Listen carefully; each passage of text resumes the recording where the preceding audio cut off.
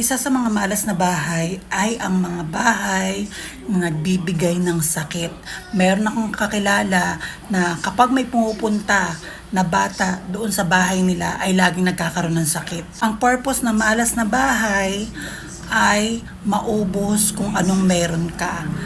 Kaya ang ibang mga bahay, kapag nagkakaroon ka, sakit ang ibinibigay para gumastos ka.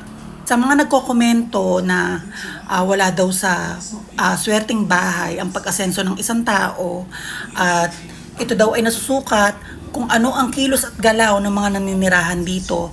Una sa lahat, wala akong sinabi na umasa sa swerte, wala akong sinabi na ang tagumpay ng isang tao o isang individual ay dahil sa swerte ng bahay. Paano ka nga naman suswertehin? Kahit anong swerte ng bahay, kung ikaw ay hindi naman kumikilos, ikaw ay hindi rin naman naaangat. Ang pinopoint lang natin ay isa ang factor